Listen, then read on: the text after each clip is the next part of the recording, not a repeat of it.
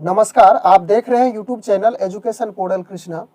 इस वीडियो की मदद से अध्याय 12.3 में आए हुए प्रश्नों को हल करेंगे। पहला प्रश्न इसका दिया हुआ है आकृति 12.19 में। आकृति बगल में दी हुई है 12.19 का। छायांकित भाग का क्षेत्रफल ज्ञात कीजिए यदि पी क्यू बराबर 24 सेंटीमीटर, पी आर बराबर 7 सेंटीमीटर तथा ओ वृत्त का केंद्र है। स्पष्ट है कि पी क्यू बराबर 24 सेंटीमीटर है, यानी पी और क्यू इस भाग को देखिए, पी यहाँ पर पी है और यह क्यू है, यह दिया है 24 सेंटीमीटर। उसके बाद पी आर 7 सेंटीमीटर है, पी आर नीचे वाला भाग यह है 7 cm और ओ वृत्त का केंद्र है। तो छायांकित भाग का क्षेत्रफल ज्ञात करना है, यानी कि यह जो भाग है ये छायांकित, इसी भाग का हमें क्षेत्रफल ज्ञात करना है। तो सबसे पहले हम लोग इस बात को समझ लें कि यहाँ पे पी क्यू आर यह एक त्रिभुज है और यहाँ का कोण, इस भाग का कोण यहाँ देखिए यह 90 डिग्री होगा, क्योंकि हम लोग एक प्रमेय पढ़े थे, वृत्तार्ध कोण समकोण होता है, यानी कि वृत्त के एक ही ओर का बना कोण समकोण होता है। तो यह थीटा, यानी कि इसको यदि लिखेंगे कोण आर पी क्यू बराबर, तो यह 90 डिग्री होगा, यानी कि वृत्तार्ध कोण अर्धवृत्त का बना कोण समकोण होता है। तो सबसे पहले हम इसमें छायांकित भाग का क्षेत्रफल निकालेंगे। तो इसके लिए आर और क्यू, यानी कि क्यू आर, यह जो व्यास दिया हुआ है इसे ज्ञात करना है। तो क्या क्या दिया हुआ है स्पष्ट है, इसका सॉल्यूशन करें हम लोग। पी क्यू बराबर 24 cm, उसके बाद पी आर बराबर है 7 cm, यह प्रश्न में स्पष्ट है। और एक आप इस प्रकार से फिगर बना लीजिएगा इसको समझने के लिए। यह जो पार्ट है पी क्यू आर, यह त्रिभुज है, इसको यहाँ से निकाल लिए, यह पी, उसके बाद यह आर है और यह क्यू है, और यही कोण 90 डिग्री है। अब देखिए पी क्यू, यानी कि पी क्यू यह 24 cm हो गया, उसके बाद पी आर यह 7 cm है, यानी क्यू आर यह कर्ण हो जाएगा। तो कर्ण यदि हम ज्ञात कर लेते हैं तो क्यू आर यह वृत्त का व्यास हो जाएगा। चलिए निकालिए, क्यू आर बराबर, यानी कि कर्ण बराबर रूट अंदर Q P square plus P R square. Q P 24 है, रख दीजिए 24 का स्क्वायर, और पी आर है 7 का स्क्वायर। यहाँ पर 24 का स्क्वायर है तो 24 गुना 24 करेंगे तो यह हमें प्राप्त होगा 576, और 7 गुना 7 करेंगे तो 7 49, दोनों जोड़ दीजिए 576 और 49, 9 6 15, उसके बाद 7 4 11 और बाकी एक 12 है, और उसके बाद 5 1 6, यानी कि 625, और 625 का आप वर्गमूल निकालेंगे तो 25 cm प्राप्त होगा। अब यह कर्ण 25 cm हो गया, यानी कि वृत्त का इसका d बराबर हुआ 25 cm, तो r निकालेंगे तो 25/2 cm होगा, यानी कि त्रिज्या निकाल लिए। अब त्रिज्या निकल चुका है। अब यहाँ पर यह त्रिभुज का क्षेत्रफल निकाल लेंगे पी क्यू आर, उसके बाद अर्धवृत्त इस पार्ट का, ये पूरे पार्ट का निकाल लेना है, क्यू आर पी, यानी इस भाग का क्षेत्रफल, अर्धवृत्त का क्षेत्रफल निकाल लेंगे। अर्धवृत्त के क्षेत्रफल में इस त्रिभुज पी क्यू आर को घटा देंगे तो यह छायांकित भाग का निकल जाएगा। स्पष्ट है, तो लिखिए इसको। अतः छायांकित भाग का क्षेत्रफल बराबर अर्धवृत्त का क्षेत्रफल, अर्धवृत्त का क्षेत्रफल माइनस करेंगे त्रिभुज पी क्यू आर का क्षेत्रफल। क्लियर है। अब यहां से चलिए बराबर अर्धवृत्त का क्षेत्रफल निकालिए। तो वृत्त का क्षेत्रफल हम लोग जान रहे हैं पाई आर स्क्वायर, इसमें 2 से भाग दे दिए, अर्धवृत्त हो गया। और त्रिभुज का क्षेत्रफल निकालेंगे तो इसका सूत्र होता है 1/2 गुना आधार गुना ऊंचाई। ठीक है। अब सभी मान रखिए, पाई का मान रखेंगे 22/7, आर का मान रखिए, देखिए आर यहाँ पे निकाले हैं, इस भाग को देखिए, ए वाला भाग 25/2 तो आर स्क्वायर है, तो 25/2 गुना 25/2 और यह नीचे है 1/2, इसको नीचे ही कर लिए। अब माइनस त्रिभुज का क्षेत्रफल आधार, तो आधार आपका पी आर 7 सेंटीमीटर है और उसके बाद ऊंचाई 24 सेंटीमीटर है, तो यहाँ 24 रख दिए। अब इसको हल कीजिए, हल करने के बाद जो प्राप्त होगा वही छायांकित भाग का क्षेत्रफल होगा। तो जहाँ तक कटता है इसको कटा दीजिए, 2 से 22 कटा देते हैं, 11 दूनी 22। ठीक है। उसके बाद और कहीं कटता है, नहीं कटेगा, तो हमें 11 गुना 25 गुना 25 बटे 2 7 गुना 2 गुना 2 इतना। और उसके बाद इसको कटाइए, देखिए कट जाता है, 12 दूनी 24, तो 12 गुना 7 करेंगे यानी कि 7 गुना 12। अब इसको 11 गुना 25 गुना 25 करेंगे तो आपको प्राप्त होगा 6875। आप गुना करके देख लीजिएगा, इतना ही होगा। और 7 गुना 2 करेंगे तो 7 दूनी 14, 14 दूनी 28 हो गया। उसके बाद 12 गुना 7 करेंगे तो 12 84 हो गया। अब इसका भिन्न का घटाव कर लीजिए, लघुत्तम हुआ 28, 6875 कुछ नहीं तो 1 हो गया, तो 84 और गुना 28 करेंगे तो यह होगा 2352। गुना करके आप देखेंगे। अब 6875 में 2352 जब आप घटाएंगे तो यह बचेगा 4523/28 सेंटीमीटर स्क्वायर, क्योंकि छायांकित भाग का क्षेत्रफल निकाले हैं, यही आपका आंसर हो गया। इसके बाद प्रश्न संख्या दूसरा है, आकृति 12.20 में, आकृति यही है, किताब में आकृति संख्या दी हुई थी 12.20। छायांकित भाग का क्षेत्रफल ज्ञात कीजिए यदि ओ केंद्र वाले दोनों संकेंद्री वृत्तों की त्रिज्याएं क्रमशः 7 सेंटीमीटर और 14 सेंटीमीटर है। हिसाब यही है। अब देखिए कि इसका कोण AOC 40 डिग्री दिया हुआ है, प्रश्न में है, यानी कि AOC यहाँ का कोण, यह कोण यह 40 डिग्री है। और संकेंद्री वृत्तों की त्रिज्याएं क्रमशः तो 7 सेंटीमीटर है, O से A की दूरी यह 7 cm हो गया और O से A की दूरी यह 14 cm हो जाएगा। तो यह जो छायांकित भाग है, ये जो देख रहे हैं लाल वाला रेड कलर में, इसी का क्षेत्रफल ज्ञात करना है। तो इसके लिए आपको सबसे पहले यहाँ पे ज्ञात कर लेना है, यानी OA OB करते हैं, OB बराबर 7 सेंटीमीटर, अंदर वाला वृत्त देख रहे हैं यहाँ पे, तो OB बराबर 7 सेंटीमीटर और OA बराबर 14 cm है।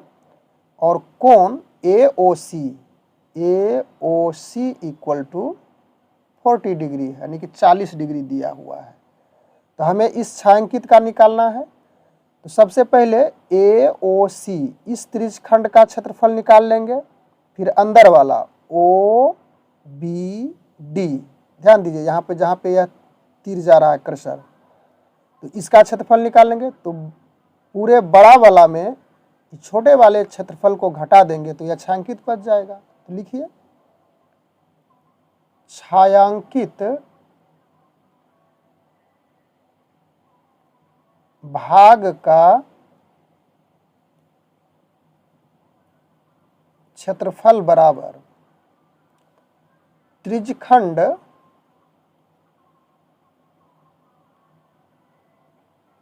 OAC का क्षेत्रफल माइनस छोटा वाला लेंगे त्रिज्यखंड OBD का क्षेत्रफल। क्लियर है? अब त्रिज्यखंड का क्षेत्रफल लिखिए, तो इसका सूत्र थीटा बटे 360 पाई आर स्क्वायर माइनस छोटा वाला के लिए भी तो यही होगा।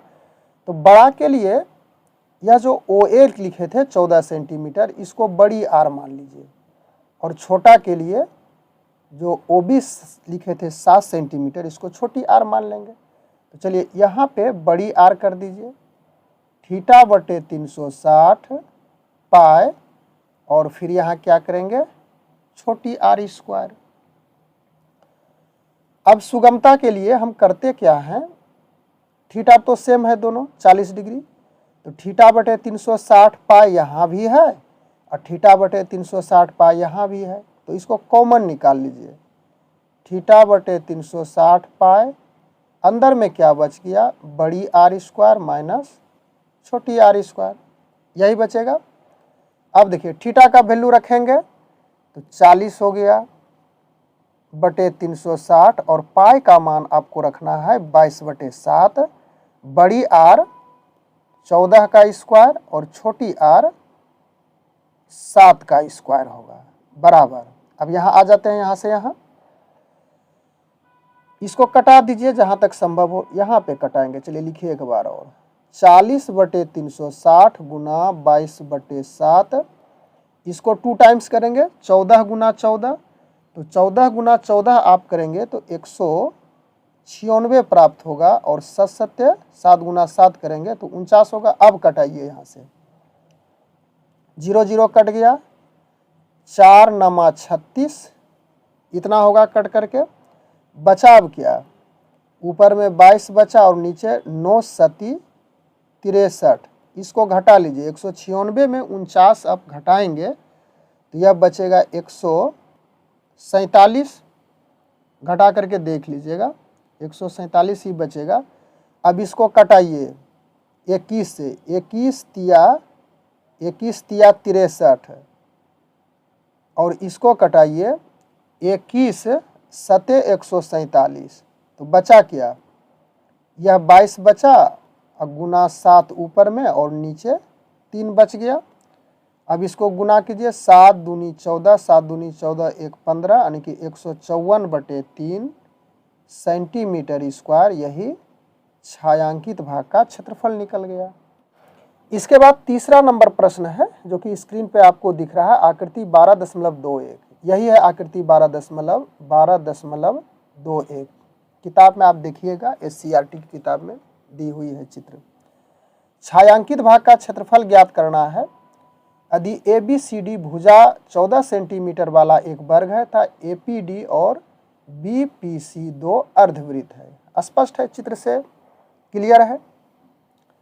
इसकी भुजा 14 सेंटीमीटर है, यानी कि यह जो वर्ग दिया है ABCD, इसकी भुजा है 14 सेंटीमीटर। और यहाँ से देखिए APD, A से स्टार्ट करते हैं, P और यहाँ पर D, यह अर्धवृत्त है। फिर उसके बाद BPC, यह भी अर्धवृत्त है। तो यह जो छायांकित भाग है, यह जो रेड कलर में देख रहे हैं आप, इसी का हमें क्षेत्रफल ज्ञात करना है। बहुत सिंपल हिसाब है, आसान हिसाब है। अब हम छायांकित भाग का क्षेत्रफल कैसे निकालेंगे, वर्ग का क्षेत्रफल निकाल लेंगे। उसके बाद यह भाग अर्धवृत्त और यह अर्धवृत्त, दोनों को वर्ग के क्षेत्रफल में घटा देंगे तो यह छायांकित निकल जाएगा। चलिए डायरेक्ट लिखिए, छायांकित भाग का क्षेत्रफल बराबर वर्ग का क्षेत्रफल माइनस 2 गुना अर्धवृत्त का क्षेत्रफल। ठीक है। अब वर्ग का क्षेत्रफल क्या होता है, इसका फॉर्मूला लिखना है। तो वर्ग का क्षेत्रफल बराबर हम लोग जानते हैं भुजा स्क्वायर 2 गुना, और यहाँ अर्धवृत्त है तो वृत्त का क्षेत्रफल पाई आर स्क्वायर, और अर्ध है तो इसे 2 से भाग दे देंगे। तो यह 2 2 कट गया, सिंपली क्या बचा भुजा स्क्वायर। तो वर्ग का भुजा क्या दिया हुआ है 14 सेंटीमीटर, तो 14 का स्क्वायर होगा। पाई आर स्क्वायर है, पाई का मान रखिए 22/7, और आर का मान इसमें क्या होगा इसको सोचना है। देखिए यहाँ से ए से डी की दूरी 14 cm है, यानी ए से डी बड़ी डी कह रहे हैं, तो डी बराबर हो गया 14 cm, तो आर बराबर होगा 14/2 cm, यानी कटा दीजिए 7 cm हो गया आर। तो यहाँ रखेंगे 7 गुना 7, चलिए इसको 2 टाइम्स लिखिए 14 गुना 14, इसको कटा दीजिए तो 22 गुना 7 हो गया। अब 14 गुना 14 करेंगे तो आपको प्राप्त होगा 196, और 22 गुना 7 करेंगे तो 7 दूनी 14, 7 दूनी 14 15, यानी कि 154। अब 196 में 154 घटाएंगे तो 42 बचेगा, कि यही सेंटीमीटर स्क्वायर छायांकित भाग का क्षेत्रफल निकल गया। अब हम लोग आ चुके हैं प्रश्न संख्या 4 में, आकृति 12.22। यह आकृति दी हुई है, आप किताब में देख लीजिएगा। छायांकित भाग का क्षेत्रफल ज्ञात करना है, जहां भुजा 12 सेंटीमीटर वाले एक समबाहु त्रिभुज है।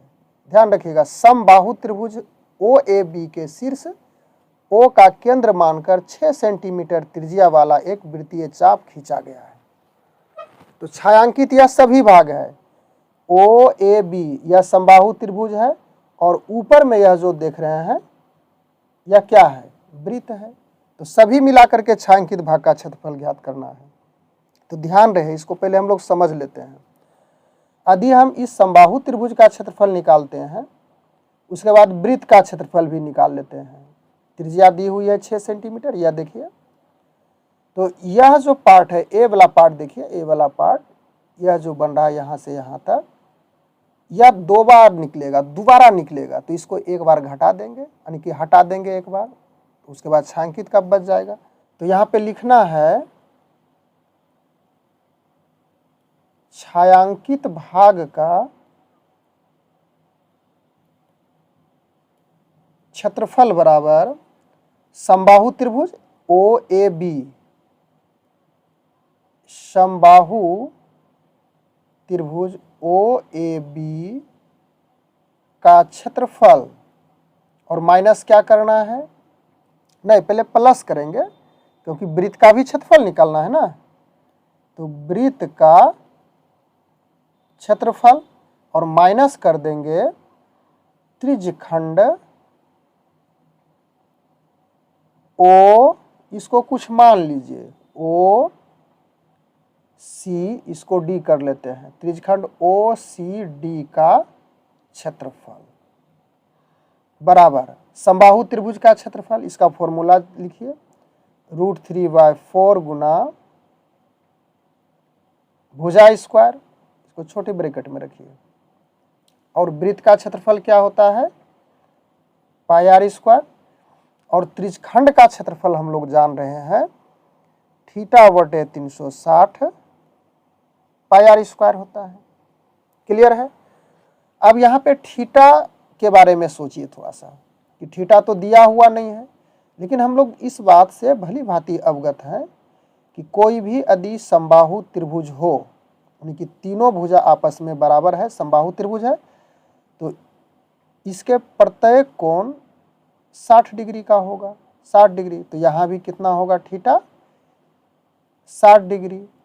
तो थीटा मालूम हो चुका है, थीटा बराबर 60 डिग्री। अब रखिए √3/4, अब सभी में मान रख दीजिए। भुजा कितनी है 12 सेंटीमीटर, तो 12 का स्क्वायर, पाई का मान 22/7, और आर दिया हुआ है इस वृत्त में 6 सेंटीमीटर। देखिए आर बराबर 6 सेंटीमीटर, तो 6 का स्क्वायर कर देंगे, थीटा हो गया 60, 360 गुना 22/7 और फिर r वही रखेंगे 6 का स्क्वायर। √3/4 12 का स्क्वायर है 2 टाइम्स लिखिए, पूरा क्लियर करके हम लोग समझेंगे। 22/7 इसको लिखेंगे 6 गुना 6 और यह हो गया 60 गुना 360, 60/360 गुना 22/7 और इसको 6 को 2 टाइम्स लिखिए, 2 बार 6 गुना 6। अब जहाँ तक संभव हो इसको कटा लीजिए। 4 तिया 12, 12 तिया 36 √3 यह हो गया, ठीक है। प्लस अब इसमें देखिए 22/7, 22/7 और 6 गुना 6, 6 गुना 6 दोनों में है, तो इसको निकाल लीजिए बाहर। 22/7 गुना 6 6 के 36, यहाँ क्या बचा, ये दोनों सब तो बाहर चला गया तो 1 बचा और यहाँ पे बच गया आपका, इसको कटा दीजिए। 6 6 के 36 यानी कि 1/6 बचा हुआ है। अब आगे बढ़िए, 36 √3 प्लस 22 गुना 36 कीजिए, तो 22 गुना 36 आप करेंगे। चलिए इसको गुना नहीं करते हैं, पहले इसको हल कर लेते हैं। 22/7 गुना 36 और इसका 6 में से 1 गया यानी कि गुना 5/6 हो गया, इसको कटा दीजिए। 6 6 के 36। अब क्या बचा, इस पार्ट को पहले लिखेंगे 36 √3 प्लस, अब इसको गुना कर देना है। 22 गुना 6 गुना 5, 6 पंचे 30 और 30 गुना 22 करेंगे तो यह 660 हो जाएगा बटे 7। यही आपका सेंटीमीटर स्क्वायर आंसर है। यहीं तक आंसर रखा, इसलिए इसको ज़्यादा हल हमें करना नहीं है।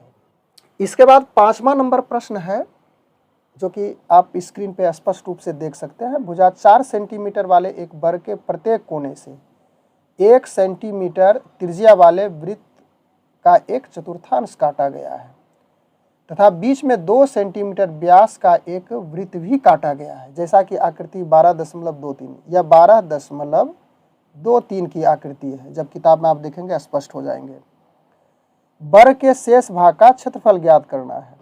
यह जो रंगीन भाग है ना, छायांकित भाग, यह कट करके निकल गया, यह भी कट करके निकल गया, यह निकला और यह निकला, और बीच में से यह जो वृत्त है इसको भी काट के निकाल दिया गया है। तो बच गया ए जो वाला पार्ट है छायांकित, इसी का क्षेत्रफल पूछ रहा है। तो चलिए इसे भी डायरेक्ट हम लोग करें। पहले इसको थोड़ा समझिए। इसका व्यास दिया है 2 cm, तो इसका आर कितना हो गया 1 cm, और प्रत्येक कोना पे यह जो भाग कटा है चतुर्थांश का, तो इसका आर भी 1 cm है। और थीटा कितना होगा इसको समझ लिया, त्रिज्यखंड बन जाएगा प्रत्येक में, ध्यान रखिएगा। तो थीटा होगा 90 डिग्री। क्यों?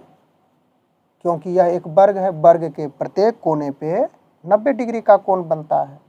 तो चलिए अब लिखिए, छायांकित भाग का